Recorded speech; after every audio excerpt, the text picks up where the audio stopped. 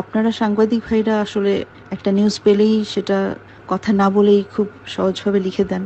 অবশেষে নিজের দ্বিতীয় বিয়ে নিয়ে সাংবাদিকদের মাইকের সামনে কেঁদে কেঁদে সব গোপন তথ্য ফাঁস করলেন চিত্রনায়িকা মৌসুমী। বাংলা চলচ্চিত্রের প্রিয়দর্শিনী খ্যাত চিত্রনায়িকা মৌসুমী আজ সকালে রাজধানীর একটি 5 তারা হোটেলের কনফারেন্স রুমে আয়োজিত এক জরুরি সাংবাদিক সম্মেলনে উপস্থিত হয়ে অশ্রুসিক্ত চোখে তার ব্যক্তিগত জীবনের সবচেয়ে গোপন অধ্যায় খুলে বলেছেন। দীর্ঘদিন ধরে জড়িয়ে পড়া গুজব, অভিযোগ এবং মিথ্যা প্রচারণার মুখে অবশেষে তিনি নীরবতা ভেঙে সত্য উন্মোচন করলেন। সম্মেলনের শুরুতেই মাইকের সামনে দাঁড়িয়ে কান্নায় ভেঙে পড়েন মৌসুমী। তার কণ্ঠস্বর কাঁপছিল, চোখ থেকে অশ্রু ঝরছিল অবিরাম। আমি আর পারছি না এই মিথ্যার বোঝা বইতে। আজ আমি সব বলব, যাতে আমার ভক্তরা, আমার পরিবার আর আমার সন্তানেরা আর কোনোদিন গুজবে বিভ্রান্ত না হয়। বলতে বলতে তিনি কেঁদে ফেলেন। হাতে ধরা টিস্যু দিয়ে চোখ মুছতে মুছতে তিনি বলেন, হ্যাঁ, আমি দ্বিতীয় বিয়ে করেছি, এটা আর গোপন নেই, কিন্তু এটা যেভাবে ছড়ানো হচ্ছে সেটা একদমই ভুল। মৌসুমী জানান, তার প্রথম স্বামী অভিনেতা ওমর সানির সঙ্গে দীর্ঘ 30 বছরের দাম্পত্য জীবনে অনেক ঝড় এসেছে। আমরা দুজনেই চেষ্টা করেছি সংসার টিকিয়ে রাখতে, কিন্তু জীবনের কিছু পরিস্থিতি এমন হয় যখন দুজনের মধ্যে দূরত্ব বাড়তে থাকে। আমি যুক্তরাষ্ট্রে মায়ের সেবায় থাকার সময়ে অনেক একা হয়ে গিয়েছিলাম। ওমর সানিও তার কাছে ব্যস্ত ছিলেন। ধীরে ধীরে আমাদের সম্পর্কে ফাটল ধরে। অবশেষে আমরা পারিবারিকভাবে ডিভোর্সের সিদ্ধান্ত নিই। এটা খুব কষ্টের ছিল, কিন্তু আমাদের সন্তানদের জন্যই এটা করতে হয়েছে। তিনি আরো বলেন, ডিভোর্সের পর আমি ভেবেছিলাম জীবনটা থেমে যাবে, কিন্তু ভাগ্য অন্যরকম। আমার জীবনে এসেছেন একজন মানুষ যিনি আমাকে আবারও হাসতে শিখিয়েছেন। তিনি হলেন অভিনেতা হাসান জাহাঙ্গীর। আমরা দুজনেই একসঙ্গে কাজ করেছি সুন্দরী PS চাই টেলিফিল্মের শুটিংয়ের সময় থেকেই আমাদের মধ্যে একটা বোঝাপড়া তৈরি হয়। ধীরে ধীরে সেটা ভালোবাসায় রূপ নেয়। গত বছর আমরা গোপনে বিয়ে করেছি। এটা কোনো চুক্তির বিয়ে নয়, এটা সত্যিকারের ভালোবাসার বিয়ে। কান্না জড়ানো কণ্ঠে মৌসুমী বলেন, আমি জানি এই খবর শুনে অনেকে আঘাত পাবেন।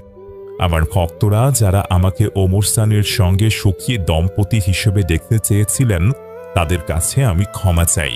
কিন্তু জীবন থামে না, আমি আর লুকোতে পারছি না। হাসান আমার সাথে আছে, আমার পাশে আছে। আমার সন্তানরাও এখন এটা মেনে নিয়েছে। তারা বুঝেছে মাও সুখী হওয়ার অধিকার রাখে। সাংবাদিকদের প্রশ্নের জবাবে মৌসুমী বলেন, আমি যুক্তরাষ্ট্রে থাকি বলে অনেক গুজব ছড়ানো হয়েছে।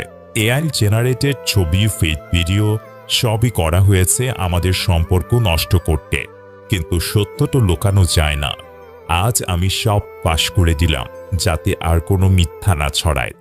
তিনি তার সন্তানদের কথা উল্লেখ করে বলেন, ফারদিন, এহসান, সাজিন আর ফাইজা এখন বড় হয়েছে। তারা বুঝেছে জীবনের বাস্তবতা। ওমর সানির সঙ্গে আমাদের সম্পর্ক এখনো ভালো আছে। সহ পিতামাতা হিসেবে আমরা একে অপরকে সম্মান করি, কিন্তু আমার নতুন জীবন শুরু হয়েছে হাসানের সঙ্গে। সম্মেলনের শেষে মৌসুমী দাঁড়িয়ে উঠে বলেন, আমি চাই না আর কোনো গুজবে আমার নাম জড়াক। আমি একজন মা, একজন অভিনেত্রী, আর এখন একজন সুখী স্ত্রী। দয়া করে আমাদের শান্তিতে থাকতে দিন। এরপর তিনি আবারও কেঁদে ফেলেন এবং হাত জোর করে সবাইকে ধন্যবাদ জানান। এই সাংবাদিক সম্মেলনের পর চলচ্চিত্র পাড়ায় তোলপাড় শুরু হয়েছে। অনেকে এটাকে সাহসী পদক্ষেপ বলছেন, আবার কেউ কেউ বলছেন এটা তার ব্যক্তিগত সিদ্ধান্ত। তবে মৌসুমীর এই অশ্রুময় স্বীকারোক্তি নিঃসন্দেহে তার ভক্তদের মনের দাগ কেটে যাবে। একটা বিশেষ কারণেই আপনার সামনে হাজির হলাম। আসলে হাসান জাহাঙ্গীর পরিচালিত একটি নাটক হয়েছিল সুদূর আমেরিকাতে। সেখানে অনেক রিকোয়েস্টের পরে আমার স্ত্রী এবং আপনাদের প্রিয়দর্শিনী মৌসুমী অভিনয় করেছিলেন, এবং সাথে সেটার একটি কারণই হোক এটা টেলিফিল্মে রূপান্তরিত হয়। এতদিন পরে এখন এসে আমি দেখছি হাসান জাহাঙ্গীর এবং এটার প্রযোজক পরিচালক হিসাবে সেন্সর বোর্ড থেকে এটার অনুমোদন নিয়েছেন ছবি হিসাবে। কিভাবে এটা ছবি হয়? তার কাছে কি ছবির জন্য মৌসুমীর এগ্রিমেন্ট কোনো দেখাতে পারবেন হাসান জাহাঙ্গীর? অবশ্যই না। আহ, আমার মনে হয় যে আমি যতটুকু এটার প্রতিবাদ করছি, তীব্র প্রতিবাদ করছি এবং এটা বন্ধের আবেদন করছি, এটা কোনো রকমই একটি চলচ্চিত্র হিসাবে রিলিজ হতে পারে না। মৌসুমীকে এইভাবে মানুষ দেখতে অভ্যস্ত না, আমাকে দেখতে অভ্যস্ত না। আজকে আমি এটা প্রতিবাদ করার কারণে আমি আপনাকে মৌসুমীর ভয়েস ওভারে আমি নিয়ে যাব। কন্ট্রাক্ট ম্যারেজটা একদমই 1 ঘন্টার একটা নাটক ছিল। আর 1 ঘন্টার নাটক যেমন হয় একটা ছোট্ট গল্প, ঠিক ওরকমই একটা ছোট গল্প। একটা মেয়ের এই এদেশে আসার পর তার আমেরিকাতে স্ট্রাগল টাইমটা, এবং তার একজনের সাথে বিয়ে হয়, কন্ট্রাক্ট ম্যারেজ হয়। বাট সেই কন্ট্রাক্ট ম্যারেজ থেকে সে বের হতে পারে না।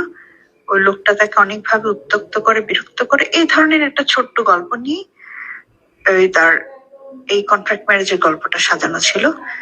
খুব অনুরোধ করার কারণে আমিও তখন এখানে ছিলাম দেখে আমি ভাবলাম যে ঠিক আছে, হাসান জাহাঙ্গীর এতবার করে আমাকে রিকোয়েস্ট করছে, ওরা অনেক দিনের একটা আমার সাথে কথাবার্তা হয়েছিল যে একটা কাজ করে দিব। ওই জন্য ভাবলাম ঠিক আছে করে দিই, সময় ছিল। কিন্তু 2 দিনের কাজটা 2 দিন করতে পারিনি, আমি 3 দিনও করে দিলাম যে ঠিক আছে কাজটা শেষ হোক। তারপরে সে এইটা আবার কিছুদিন পর আমাকে আবার যখন আসলো বললো যে আপা এটা তো 1 ঘন্টার নাটকের চেয়ে একটু ফুটেজ বেশি হয়েছে, তো আমার এই বিক্রি করতে গেলে যে খরচ হয়েছে আমার টাকা উঠতেছে না, আমি এটা টেলিফিল্ম বানাতে চাচ্ছি। ঢাকারও কিছু অংশ শুট করার পর এটা টেলিফিল্মের একটা ভালো ডিউরেশন হয়ে গেছে, তো এটা এখন যদি আমরা টেলিফিল্ম করি আপনার কি কোনো আপত্তি আছে? তখন আমি বললাম যে হ্যাঁ, কোনো আপত্তি নেই, যদি গল্পটা সুন্দর হয় টেলিফিল্ম আকারে করতে পারো তোমরা, কিন্তু আমাকে তো আমার টেলিফিল্মের অ্যামাউন্টটা দিতে হবে। তখন বললো যে ঠিক আছে আমি সেটা অ্যারেঞ্জ করবো আপনার জন্য। তো কি ডিমান্ড? তখন বললো যে আমার এখানে একটুখানি ফুটেজ লাগবে, আপনি আমাকে আর একটা দিন শুটিং করে দেন। ওর একটা দিন আমি আবার শুটিং করেও দিলাম, ছোট্ট একটু কাজ করতে চাইলো, করে দিলাম। এখানে কিন্তু এটা শেষ, যে ঠিক আছে সে ঢাকায় টেলিফিল্ম করে সে যে টাকা খরচ করছে টাকাটা তুলে ফেলবে, ভালো একটা চ্যানেলে চালাবে, ওকে ফাইন। কিন্তু ইদানিং আবার যখন শুনলাম হঠাৎ করে সে সেন্সর পেলো, সেটাকে ছবি বানাতে চাচ্ছে, এটা আমি খুবই অবাক হলাম যে আমাদের সেন্সর বোর্ডে এটা কিভাবে ছবি আকারে পাশ হলো বা কি হলো জানি না। আমি তাদের শ্রদ্ধা রেখে কথা বলতে চাই, এরকম ঠিক ছিল না বিষয়টা।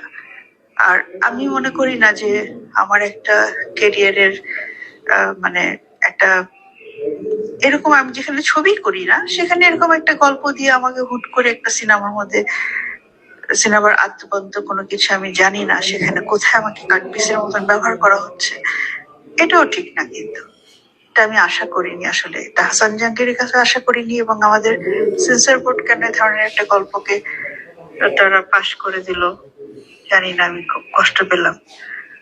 তো এখন ছবি রিলিজ হওয়া উচিত কিনা আমি নিজে মনে করি যে হওয়া উচিত না, কিন্তু আইনগতভাবে আসলে কতদূর এটা সবার কাছে সঠিক মনে হচ্ছে সেটা আমি ঠিক বুঝতে পারছি না এত দূর থেকে। তো আমি আশা করব যে আমাদের পরিচালক সমিতি আছে, প্রযোজক সমিতি আছে, শিল্পী সমিতি আছে, সবাই যেন বিষয়টা বিবেচনা করে যে হ্যাঁ, প্লাস ছবির যে একটা রেমুনেশন হয় সেটাও কিন্তু আমাকে উনি এখনো দেননি। পরে উনি কিন্তু এই ছবিটা ছাড়পত্র নিয়ে সুন্দর রিলিজ করে দিচ্ছেন, না আছে ডাবিং, না আছে প্রপার কোনো বিষয় এখানে, জানি না কিভাবে হচ্ছে। খুবই দুঃখজনক আসলে। এটা আমি মনে করি না আমার দর্শকরা এইসব এরকম কিছু দেখার জন্য আসলে প্রস্তুত হয়ে আছে। তারা এটাকে ভালোভাবে নিবে কিনা আমি খুবই চিন্তিত, লজ্জিত।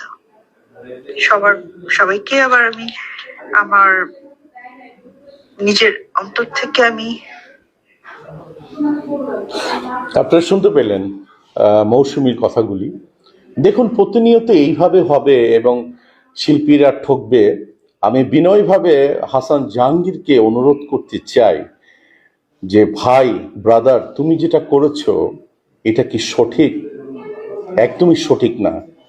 তোমার সামাজিক অবক্ষয় থেকে তুমি কতদূর তুমি প্লাস আছো না মাইনাস আছো নিজেকে প্রশ্ন করো। তোমাকে আমি গালি দিব না, কোনো কিছুই করব না, কিন্তু তুমি যে কাজটা করেছো একদমই এটা সঠিক নয়। অবিলম্বে আমি এটা আইনের আশ্রয় নিব।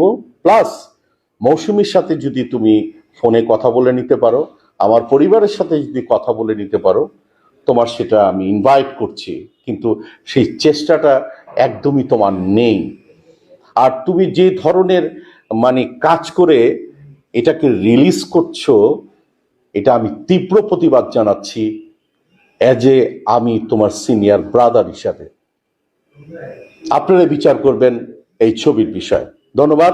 এবং সাথে আমি পরিচালক সমিতি, প্রযোজক সমিতি এবং শিল্পী সমিতিকে আমি চিঠি অলরেডি দান করেছি। তিনি বলেছেন যে আমি যদি মারা যাই, আফটার মাই ডেথ আমার এই বাড়ি কেউ দেখবে না, এবং আমার যেই মুভিগুলো আছে, সিনেমা আছে, এটা সবাই আপনারা ডিলিট করে দিবেন। এটা তিনি এই রিসেন্টলি একটা ভিডিও ক্লিপে দিয়েছেন। তো আমার উদ্দেশ্য হচ্ছে এই যে অভিনয় জগতের লম্বা সময় পার করার পরে এই যে একটা চিন্তা, রিয়েলাইজেশন যে আমি রং ছিলাম, ভুল কাজ করেছি, দিস ইজ রিয়েলি অ্যাপ্রিসিয়েটেড।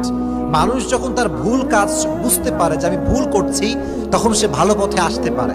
আর আমাদের এই বাংলাদেশে একটা ট্রেন্ড আমি দেখেছি, রাগ করবেন না, বাংলাদেশে কোনো নায়ক যখন ইসলামকে নিয়ে কথা বলে, আমরা মাশাআল্লাহ কি যে ক্রিটিসাইজ করি, বাপরে, নায়ক হয়ে আবার ইসলামকে নিয়ে কথা বলতে এসেছে। আবার যদি কোনো নায়িকা হিজাব পরে, বলবে যে বাহ মাশাআল্লাহ কনফার্ম জান্নাতি। এই যে ক্রিটিসাইজ করি, ছোট করে দেখি, সমালোচনা করি, আমরা ভুল ধরি না, এটা করা ঠিক না। নায়কও মুসলমান, নায়িকাও মুসলমান। যদি কেউ তার ভুল বুঝে ভালো পথে ফিরে আসে, আগেও বলেছি এখনো বলছি, ক্রিটিসাইজ করবেন না ভালোবাসবেন? জোরে বলেন, ক্রিটিসাইজ করবেন না ভালোবাসবেন? ভালোবাসতে হবে, সম্মান করতে হবে, অ্যাপ্রিসিয়েট করতে হবে। এজন্য আপনারা দেখবেন অনেক নায়ক দিনের পথে ফিরে এসেছে, অনেক নায়িকা এখন হিজাবি হয়ে গিয়েছে, পর্দাশীল হয়ে গিয়েছে। আপনারা সানা খানের নাম শুনেছেন? বলিউড অভিনেত্রী, এখন কিন্তু মাশাআল্লাহ হিজাব পরে, বোরকা পরে। ইভেন সে শুধু এতটুকু নয়, একজন মুফতি সাহেবকে বিয়ে করেছে। তো এই যে আমাদের রিয়েলাইজেশন, অনুধাবন যে আমরা ভালো হব, আবার যে ভালো হয়ে এসেছে তাকেও ভালোবাসার দরকারটা যুবক ভাইরা আছে না নাই? ভালোবাসতে হবে, অ্যাপ্রিসিয়েট করতে হবে। আর একটা বিষয় আপনারা বুঝবেন, আপনারা হয়তোবা জুনায়েদ জামশেদের নাম শুনেছেন, যিনি একজন পাকিস্তানের পপ স্টার ছিল, কিন্তু সে এখন গান ছেড়ে দিয়ে আল্লাহর পথে ফিরে এসেছে। ইভেন শুধু আল্লাহর পথে ফিরে আসে না, বরং তার দ্বারা হাজার হাজার যুবক দিনের পথে ফিরে এসেছে। সুবহানাল্লাহ পড়ে। এই জন্য প্রিয় ভাইরা, আমি যেটা বলতে চাই, এই যে আমাদের অনলাইন সোশ্যাল প্ল্যাটফর্ম যেগুলো আছে, যে কোনো পোস্ট দেখলেই দেখবেন যে কমেন্ট বক্সে গালি দিয়ে ভরপুর। তুই ভালো না, তোর বাপ ভালো না, তোর ক্যারেক্টার ভালো না, তোর চরিত্র ভালো না, খালি মানুষকে ক্রিটিসাইজ করে। একটা হাদিস মনে রাখবেন, সেদিন আমি তারিক জামিলের বয়ানে শুনছিলাম, উনি বললেন যে কিসি কো বুরা कहना ये खुद की बुरा होने की पहली निशानी है। কাউকে খারাপ বলা, এটা যে আমি খারাপ, এটা তার সর্বপ্রথম নিদর্শন। কাউকে খারাপ বলা যাবে না, নিজেকে দেখতে হবে, আমি ভালো আছি না, এটা আগে দেখতে হবে। এই জন্য যেটা বলতে চাচ্ছিলাম সেটা হচ্ছে, এই কোনো নায়ক, কোন নায়িকা যদি আল্লাহর পথে ফিরে আসে, তাকে আমরা অ্যাপ্রিসিয়েট করব, রেসপেক্ট করব, সম্মান করব। কাউকে ফিরিয়ে দেওয়া যাবে না, কাউকে ক্রিটিসাইজ করা যাবে না। আর হেদায়েত, ইন্নাকা লা তাহদি মান আহবাবতা ওয়ালাকিন্নাল্লাহা ইয়াহদি মান ইয়াশা। আল্লাহ বলছেন, নবী আপনি যাকে চান তাকে হেদায়েত করতে পারবেন না। হেদায়েত অনলি বিলংস টু আল্লাহ সুবহানাহু ওয়া তাআলা। হেদায়েত একজনের হাতেই আছে। আওয়াজ দিয়ে বলেন, তিনি কে? তো দেখবেন যে এই যে আমি বললাম ওনার কথা, অ্যাপ্রিসিয়েট করলাম, দোয়া করলাম, তো অনেকে দেখবেন আমাকেও ধুয়ে ফেলবে একেবারে। হ্যাঁ, হুজুর মানুষ হয়ে অমুকের কথা তমুকের কথা। আমার কথা একটা, যে আমি মানুষের খারাপ দেখবো না, ভালো দেখবো। আমি নেগেটিভ নয়, পজিটিভ দেখবো। যা পজিটিভ নিয়ে চিন্তা করতে পারে তারা সমাজকে পরিবর্তন করতে পারে। যুবক, তোমরা অলওয়েজ চিন্তা করবে নেগেটিভ না পজিটিভ। বলো, নেগেটিভ না positive? Positive. Always we will think positive, we will do positive, যা হবে সব পজিটিভ। রাজি আছেন তো ইনশাআল্লাহ? তো আমি যেই মেয়েগুলো আজকে মডেলিং করেন, যারা বেপর্দায় চলেন, অনেক মেয়ে আছে টিকটক করে, অনেকে দেখা যায় শর্ট ফিল্ম করে একদম নেকেড ড্রেস পরে পরে। তো আমি সবাইকে বলবো, বোন আপনি হচ্ছেন এমন এক মানুষ যিনি আল্লাহর পথ থেকে দূরে সরে গিয়েছেন। সময় আছে এখনো, রমাজান মাস চলছে, এখনই রবের কাছে তওবা করে ফিরে আসা দরকারটা যুবক ভাইরা আছে না নাই? আল্লাহ সবাইকে ইসলামের বুঝ দান করুক, সকলেই মন খুলে পড়ে না আমিন। এবং যারা আজকে হারাম কাজে সংযুক্ত আছেন, যারা বাজে কাজ করছেন, ইসলামের বাহিরে কাজ করছেন, সবাইকে সঠিক বুঝ দান করুক, সকলেই পড়ে না আমিন। তো রমাজান মাস হচ্ছে। বন্ধুরা, ভিডিওর শেষে একটাই কথা বলতেছি, আমাদের সকলের একটাই প্রশ্ন, মৌসুমী কি এটা ঠিক করছেন? আসলে তার নিজের ঘরকে সে ভেঙে যে কাজটি করছেন অবশ্যই খুবই একটা বড়। একেবারেই হাসান জাহাঙ্গীর তিনি যে একেবারে রিপোর্টারদের সামনে, সকলের সামনে এই কথা বলছেন যে আমি যদি মৌসুমীকে বিয়ে করি তাহলে ওমর সানি কিছু করতে পারবে না, আমি ওমর সানির সামনেই বিয়ে করবো মৌসুমী, কিন্তু তার এই কথাগুলো বলা কি ঠিক হচ্ছে?